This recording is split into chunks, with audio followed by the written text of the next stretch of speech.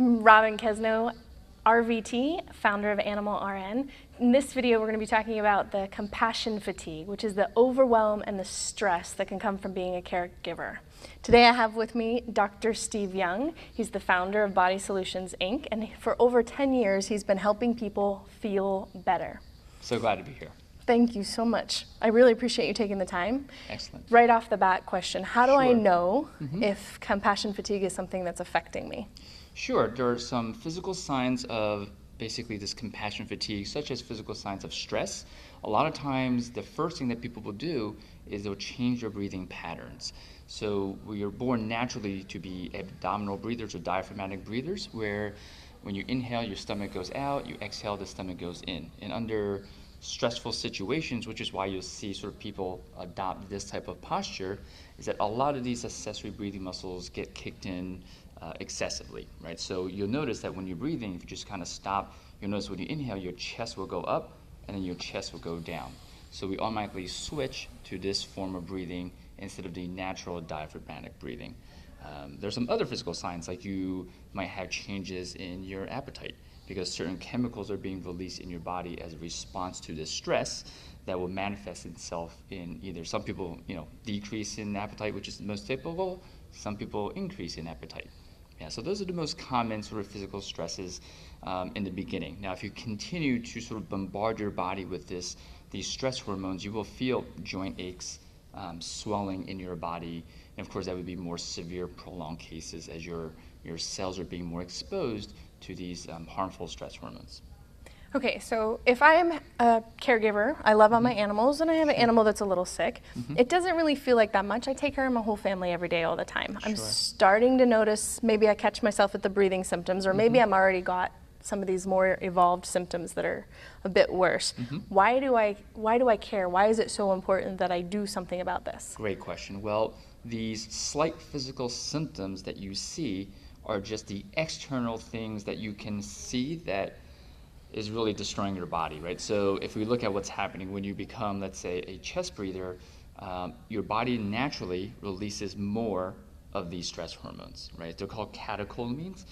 They're basically hormones that will get your body ready for action, right? So if you're like being chased by someone, you want these stress hormones because they sort of make you more aware of things. The drawback to that is it slows down your healing. Because normally when you breathe diaphragmatically, your body will release sort of happy chemicals and calming chemicals that helps your body sort of heal better. And that's sort of from a very Western way of looking at it. From an Eastern way, as you become a chest breather and not abdominal breathing, it literally restricts your flow of qi, which is sort of like the life force of your body. When you do diaphragmatic breathing, you're actually gathering and extracting and building qi, or this life force in the body. Other things that are bad is as you're, again, saturating your cells with these harmful chemicals, they suppress your immune system. So a lot of times when I mention suppressed immune system, people automatically think of, I'm going to get a cold or I'm going to get sick, but it's beyond that. Those are the immediate effects of a suppressed immune system, but the long-term effects is cancer. Systemic swelling leads to brain diseases, Alzheimer's. So there are things that you don't feel that day, that month, but prolonged periods of under tremendous stress literally is killing your body. Wow. Yeah. So this is profound effects. And I know you mentioned the qi from an energy level. We know no matter what you believe, philosophy of care-wise, the animals are absolutely tuned into us. And if I'm not feeling well, my animal knows that. Absolutely.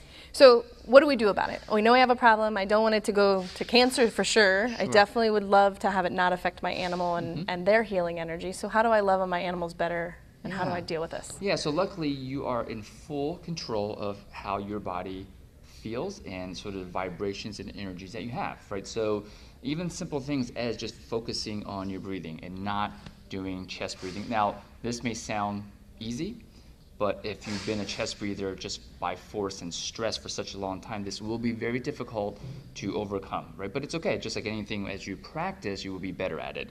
So simply just putting your hand on your chest, right, and just kind of see, are you a chest breather right now? Because some people don't notice. So if you inhale and you feel like your hand is going up like this, you're currently chest breathing, right? So what you can do, just put the other hand on your stomach And you just work on the skill of trying to inhale and keep all this relaxed up here. And when you inhale, you should feel your other hand, the lower hand on your stomach, should go away from your body, right? So when you inhale, your hand goes away, and you exhale, and the hand comes in. If you notice, this hand did not move. So just really practicing that skill on a daily basis. Concentrated effort. Concentrated effort. It's going to take some time and practice. Will help reduce these stress hormones. So that's something you can do anytime. Other things, simply studies research that if you simply look at colors of blue and green, so basically if it's a nice day, look outside, look at the sky, look at the trees, that will help reduce your stress hormones. So those are very easy things to do that you can do throughout the day that's just fighting this habit of releasing these stress hormones and getting you into this stress grief posture. Excellent. Thank you so much for your time today. I think we Sure. can all take a few minutes breathing, maybe every time we wake up, maybe every time we open the refrigerator.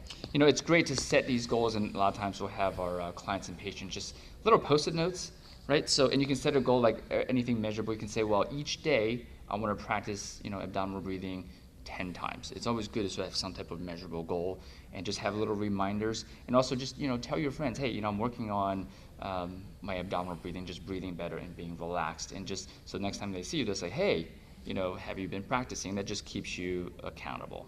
Absolutely. And that's the key. And all this to take better care of our pets. Yes. Thank you so much for your time. You're welcome.